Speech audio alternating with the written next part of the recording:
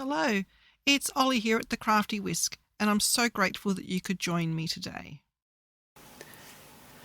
Okay, so we've made fractured cards before. Today I'll be making another one, and this one is super easy.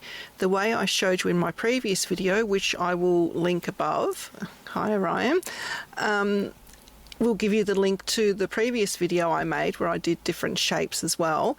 This one I'm only going to be doing the diamond one, and I will be doing it a little bit different today. Normally we have different colours here and we have a sentiment or something in the centre.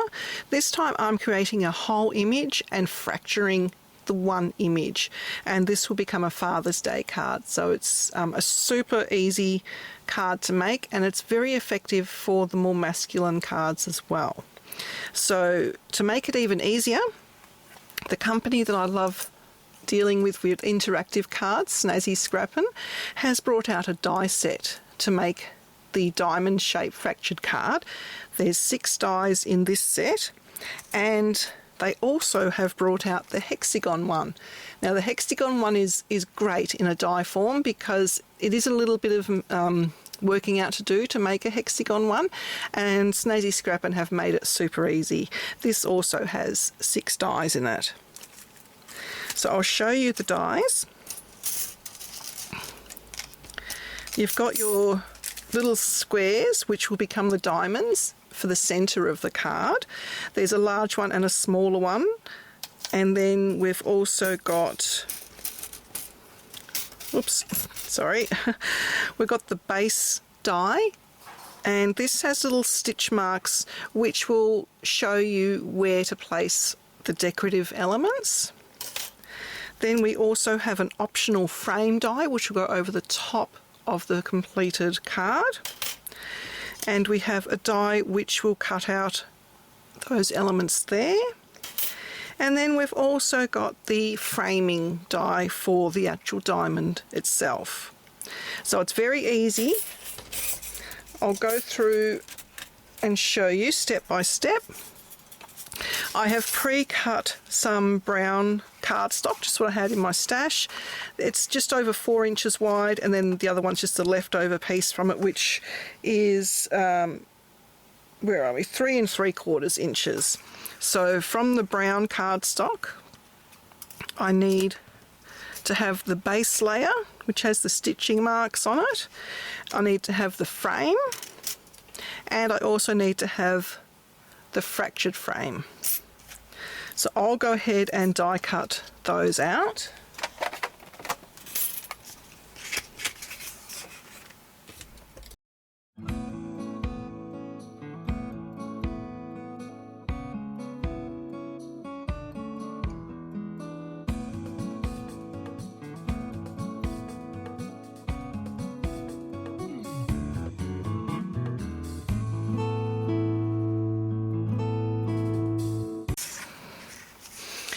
Okay, so this is the pieces that I have.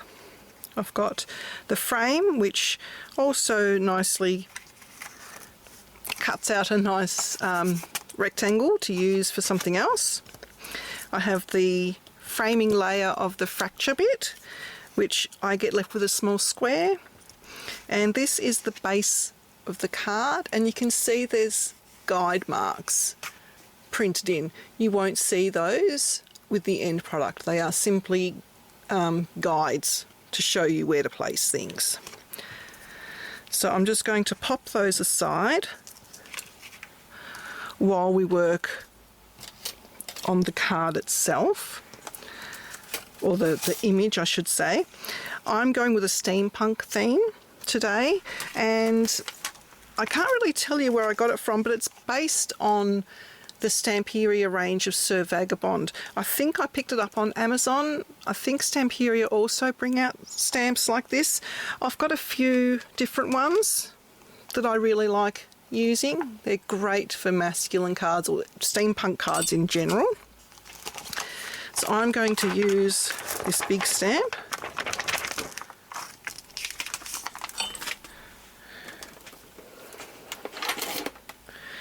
And I'm just going to set my card up first, but I will be actually stenciling, or not stenciling, sorry, I will be colouring the white cardstock.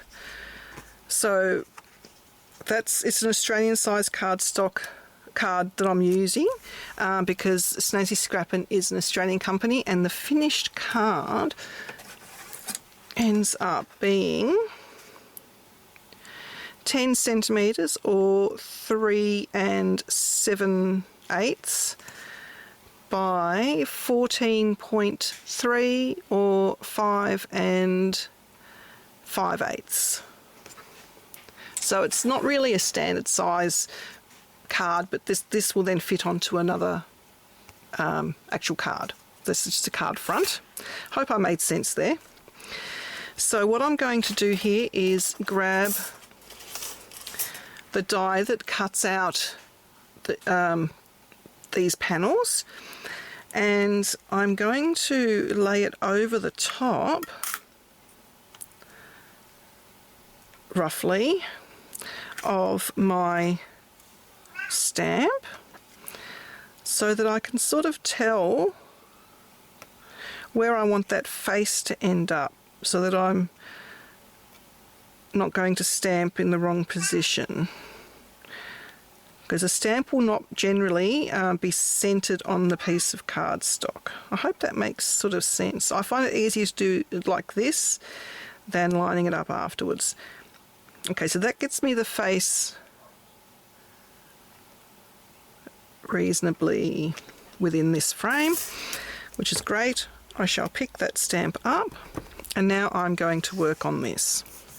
I'm going to leave it on my sticky mat, and I am bringing in some antique linen of Distress Oxide, and I'm just going to do a little bit of shading.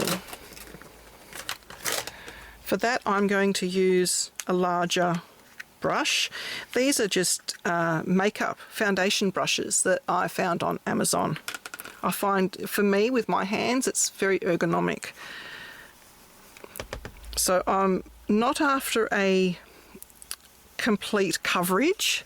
I just want to change the card from white to more sort of antique-y looking. So it doesn't have to be a smooth blend, because we are going to be stamping over it and creating a sort of a background behind Sir Vagabond.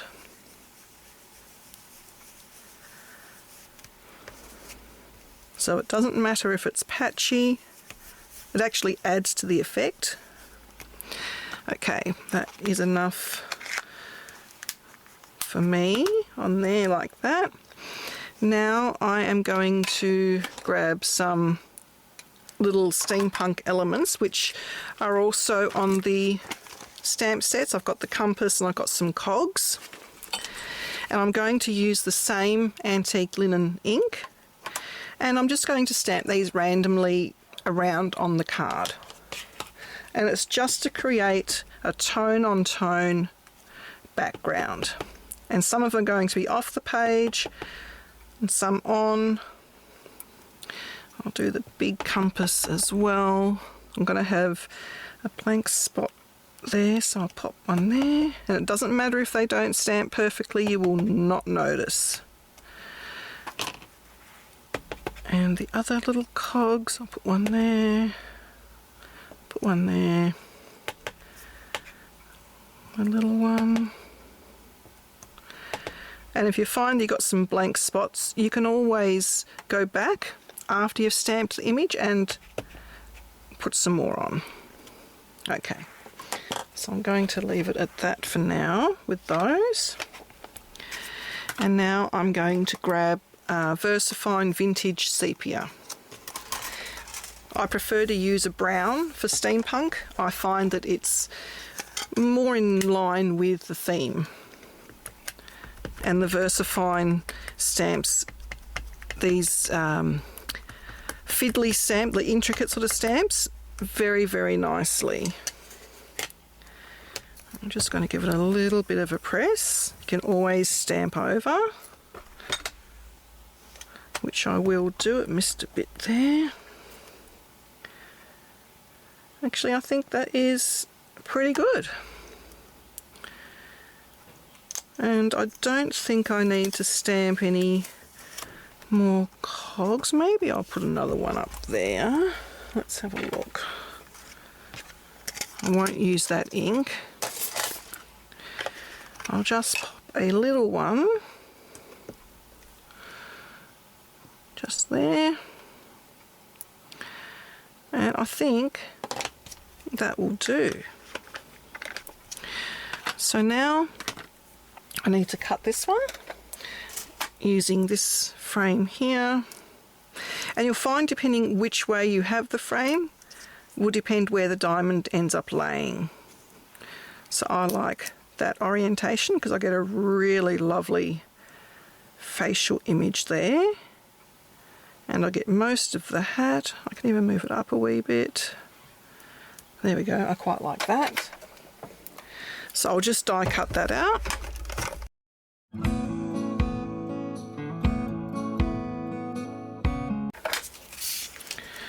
Okay, so we end up with these pieces. Now if you like, you can number these pieces, but because mine is on a stamped image, I don't think I need to.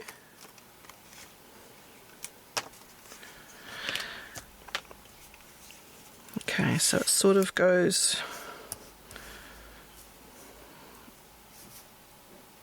like that. Now you notice that it didn't actually cut out the center piece here.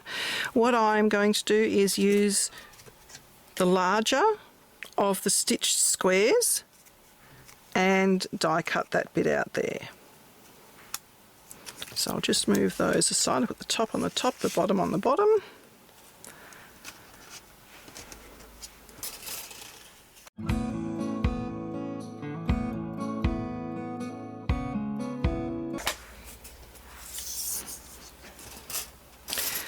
And the reason it doesn't cut out that centerpiece is because usually that is our decorative element. So we would normally use the two square dies and create the focal image in there. But my whole image is the focal image. So you're actually left with that, which you can use a different colour cardstock, same image, and do like a inlay effect. So they do come in handy as well. You can use that. So now we bring in our other pieces, and we are going to start with the base. Now the only thing here is you need to align it how you actually cut this out, especially if you are using an image like we are today. So I had that cut out that way, and I know that I had the diamond towards the bottom, so that is going to be the way that I'm doing it. If you want to double check, just grab your pieces and make sure that your picture is all going to be facing the correct way. Hello, Cleo. And it is. So that's great. So I'm going to stick all these pieces down. You can use whatever method you choose, you like. It can be glue, it can be double-sided tape, tape runner. I'm using glue because, as you know, glue gives me wiggle room.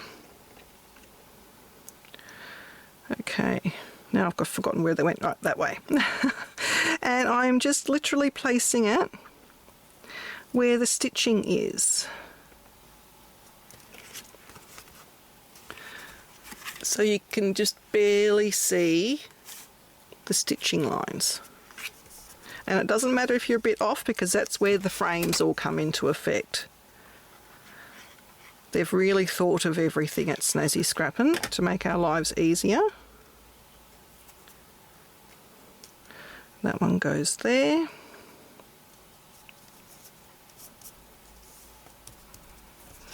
This one is the bottom corner.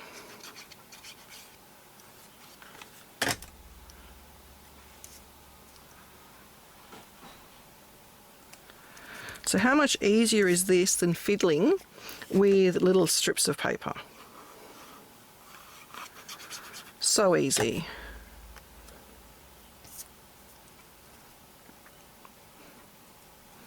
And you don't need to stress about which way the paper goes, because the guide is there to actually show you which way the paper goes. I'm going to put him in last. My next step is to pop this one on. It will only go on one way, so you can see if I pop it on there, like so, I've got a bit hanging over here that doesn't quite meet and that doesn't quite meet. So it just means I need to rotate it the other way. And then it fits like so, and it lines up, as soon as I can get it in the right place for you, it lines up with the edge of the top cardstock. So just pop some glue on.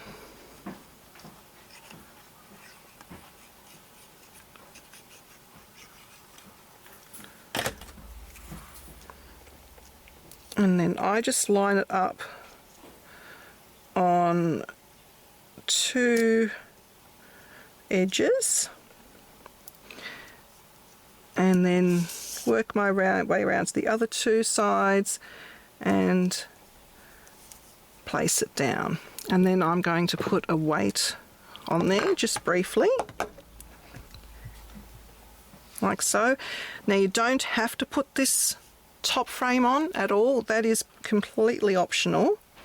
I will, because sometimes if you're not completely accurate with the placement, you can end up with a little bit off there. So I've just gone too far over this way, just by a fraction. But by putting that top frame on, it fits the base exactly and it covers up all those bits there. So we'll pop that on.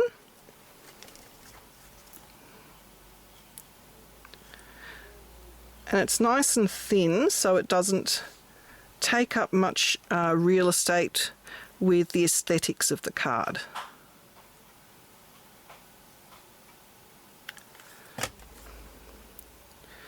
So here again I just start at one corner, lining it up, go to the next corner, line it up, gently turn it without moving it like I did then, and go to all four corners.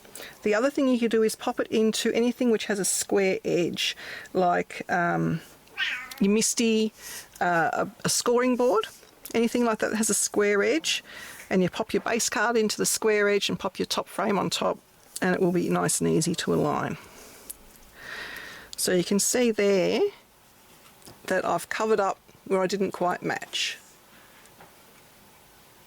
Nice and easy. And then this little guy will fit straight into there. And I always do it last, just in case I don't get it accurately in the first time, because it literally just slots in. So there you go. That is the basis of the whole card. So quick, so easy. You can still use it as a normal fractured card and do the different patterns and do the sentiment and everything inside there. Perfectly fine. Now is when I go through and I see if I need to add any more cogs anywhere. I don't. So now I'm going to finish it off with some enamel dots. These are just from Altenew. They are self-sticking, but I like to add a little bit of glue in case the card is going to get posted. So I just add a little bit of glue, and I'm going to use two different colours. I'm going to use like the apricot colour up the top, if I can get it off my tweezers, and then I'm going to go through and finish with the it's almost like a caramelly brown.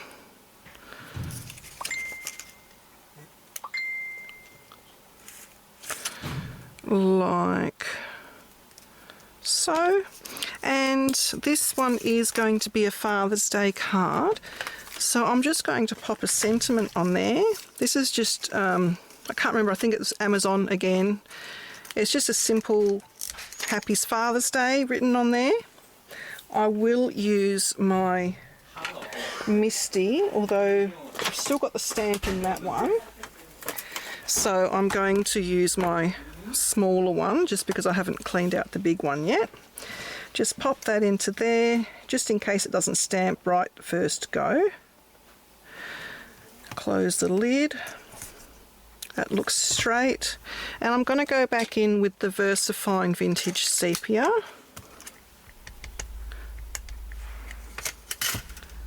And I'm just going to clean the bit that I over-inked. And I just need one more go, I think.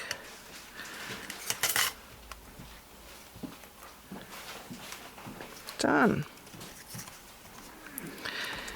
And all that's left to do is to mount that onto a card base, and you have a super easy fractured card ready for Father's Day.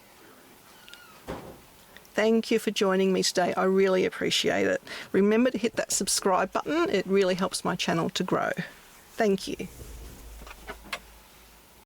Please like and subscribe to my channel and hit that notification bell so that you don't miss it when I bring out a new video.